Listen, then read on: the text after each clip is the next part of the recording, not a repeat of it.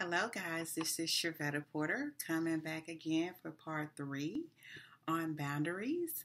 And so today, what we're going to talk about is boundary violations. Okay, so boundary violations, and I've taken some notes to help me through this process. So, what I want you to understand, first of all, is what are boundary violations? So, boundary violations is when someone oversteps themselves in your life and disregard your boundaries. Okay, so there are people that will continue to overstep themselves and continue to disregard the things that you say in your life that you need from them. Okay, or you need them to stop doing. So sometimes we don't know what our boundaries are, and sometimes we do. So this is a good opportunity for you to begin to look at exactly what do I need to start seeing in my life change for me. And how can I begin to address these things and tell these people how they're supposed to treat me? Okay? So how do you tell if your boundaries are being violated? Okay, that's a really good question. And so there are 3 areas that we can look at to tell and see if your boundaries have been violated. The first one is physical boundaries. So this is when you have been maybe sexually abused, physically abused, someone touched your body parts that you don't like, someone placing their hands on you in places, or just in general, that you don't want to touch you. So these are things that says, these are my physical boundaries. Don't cross this line. Okay? The second one is emotional or mental boundaries. This is when someone calls you stupid, someone dismisses you, someone does not listen to the things that you have to say, someone discredits you, someone you'd say, I'm feeling sick or I'm feeling tired, and they're like, there's nothing wrong with you. So just kind of, you like, okay, I know when I'm sick. So don't tell me that I'm not sick, or don't tell me that I'm not scared, or don't tell me that my feelings are not hurt. And a lot of times people will tell us that those things don't exist because they don't really want to look at themselves. Okay, so if you're going to people and telling them that they're hurting you and they don't want to listen to you, then they are crossing over a boundary. If they're dismissing the fact that they're doing things to you that you don't like, they're violating your boundary. Okay? So there are other boundaries that are crossed, such as, a parent is trying to make their child a little adult, or they're trying to make their child do things that they don't want to do. For example, if you're in college and you want to say for instance, you want to be a counselor, okay? Now your parent may say something to you like, I think that's dumb, I think that's stupid, you're not going to make any money, I don't understand why, and they want you to be who you want them to be. Parents cannot decide that when you're an adult and you want to live your life the way you want to live it. So they are crossing over boundaries and trying to force you to be someone that they want you to be. Now they can talk to you and say, this is what I see in that field, and this is why it does not work for me, or it will not work for you. But ultimately, it's your choice as what you want to do and what you want to be as far as your career goals go. Now, I am in no way saying that parents should not help their children, adult children, high school children, to make these very important decisions. But what I'm saying to you is that ultimately it's your decision. If someone is saying to you, you should not marry this person, ultimately, if you're an adult, and trust me, I am mostly talking to adults here, guys. I'm not talking to children. That's a different type of boundary issues. Discussion for another day. So there are, boundaries will be crossed with children. It will be if you're a parent, because there are times where you have to tell your children, you're going to do this. Now, if I'm not saying that parents should sexually touch their children or anything like that, but this discussion here and the discussions previously have been for adults. Okay, so if someone is telling you who you should marry, then you can listen to them, but You, at the end of the day, get to decide these things. Now, yes, honor your parents and listen to their advice, because most of the time it's wise advice. But when they are enforcing you to be with who they want you to be with, then they are crossing your boundaries, okay? All right, so the next thing we're going to talk about is what type of person violates your boundaries? That's a really good question, because sometimes, we don't really know that our boundaries are being violated. So this is three types of people, and there are more. Okay, but these are the three that we're going to talk about today. The first type of person is the manipulative person. Okay, and this is when a person is used for the benefit of another person. Okay, so the manipulator deliberately creates an imbalance of power and exploits the person to serve his or her agenda. Okay, so there are some things going on right now. I mean, if you turn on a TV, there's so much going on with manipulation. We have this thing with R. Kelly that's going on, where the family is saying he's manipulating their daughters to generally have power over them and exploit them. And I think a lot of people are not really understanding the anger behind that. I don't know if that's going on or not, but that's what I am hearing, is that he is manipulating these young girls. That's a manipulative person, and this is a person that violates you. When they do something called a bait and switch, you're being manipulated and you have no idea. So this is when you see some insurance scams. You see things where people will bait you in with something saying, hey, you're going to get a lavish trip, or you're going to get all of this money. You don't read the fine print. And then once they get you in, they get your name on the dotted line. They flip it, and now they're really the ones that are going to benefit from it. Okay. The single most important guideline when you're dealing with a psychological manipulative person is to know your rights and recognize when your rights and boundaries are being violated. So this is when you really have to know your boundaries. If you don't know your boundaries, then people are going to overstep them all the time. Okay? So we talked about a manipulative person. The second person is a person with a poor sense of self. Okay? This is when a person doesn't know themselves. And so you will see this all the time, where people will then, most of the time, these people have low self-esteem.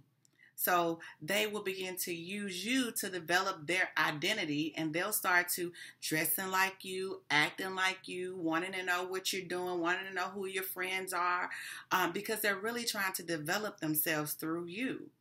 So people with poor senses of self can be boundary violators. You're like, whoa, like I just had that on. Why are you wearing what I have on? Or they'll say something like, what are you doing? Where are we going? And they start mimicking you. They start copying you. You'll start to feel like, something feels kind of off. You have to know who you are as a person, so that you don't start to try to mimic people. So you want people, and it's really easy to get past these people because you don't realize that that's what they're doing, and you don't begin to realize that this is why you feel so icky about somebody that starts acting like a clone of you. It's because they're really violating your boundaries. So I'm going to say out there, if you're a person that don't know who you are, begin to work on you. Begin to know who you are. Begin to know, what do you like? What do you dislike? What are your values? What are your beliefs? What do you like to wear? What do you like to do? Where do you like to go? And not always kind of flow on somebody else's or tag on somebody else's coattail. Okay? And the third type of person is a selfish person. Okay? So a selfish person is, first of all, let's define what selfishness is. So selfishness is putting your goals, priorities, and needs first before everyone else's, even those who are really in need. Now, I'm not saying that taking care of yourself or your needs is selfish. I'm not saying that. That is self-care, okay? That's a good thing. But a person who lacks any kind of concern for the values of others, and does not value fairness, justice, or does not see the need to value or return value for value. That is someone that is selfish. So to give you an example of that, if someone is good to you, be good to them. If you have great parents that have supported you, that have had your back, be good to them. If you have a spouse that is giving, that is loving, be good to them. If you have a friend that is giving, that is supportive, that shows up, be good to them. And sometimes just be good to be good. But a selfish person only can see what they need. They only can see what they want and are only focused on them, and they're constant boundary violators, and they don't realize that they are. Okay? So those are the three types of people that we're talking about today that can constantly violate your boundaries.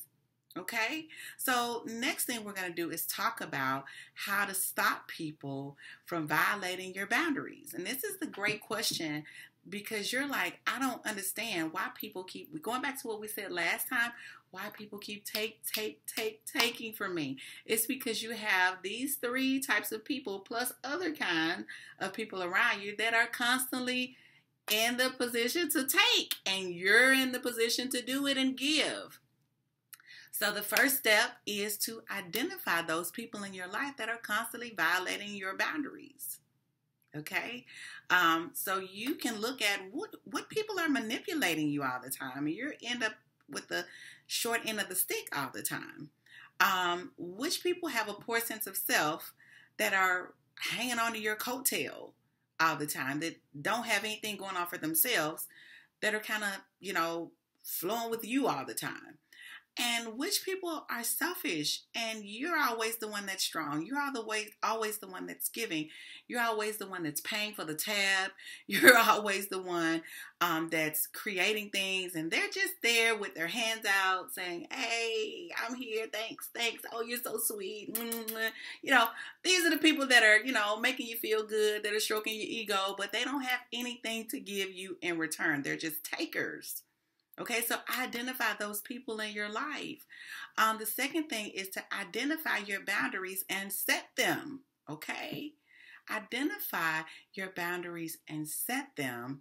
And if you want to go a little bit further, we can even talk about deal breakers. What are your deal breakers? Okay, that's a good place to start. These are the things that I'm absolutely not going to take, and I'm going to give you some examples of that. I'm absolutely not going to be in a domestic violence situation. So the moment you put your hands on me is the moment that I'm done. Okay? I will absolutely not be called out of my name, cursed out, disrespected. I will absolutely not accept this. I will absolutely not accept that. This is where you set boundaries. Okay? And so you cannot start by changing things until you let people know where you stand. So this is where I'm going to tell you, once you hear this, please do not go out and just start screaming at people because they have you now realize that they have been violating your boundaries all along. But what you want to do is give people an opportunity to know how to treat you. So you go in and say, okay, you called me out of my name last week, and I want that to be the last time that you call me out of my name. I will no longer tolerate being called, the B word or slut or whatever. I will no longer tolerate being called that. So this is where this stops. So give them an opportunity to know where you are, to know where you stand, and to be able to think about it and process it. And they may mess up, but then you go right back, which is number 3, be consistent and clear. You're going to deal with charming people that will try to talk you out of your boundaries. So stick to them. So stick to your boundaries. Consistent and clear. Okay? So they want, and I'm going to tell you, when you start setting boundaries, it's going to start setting off bombs everywhere.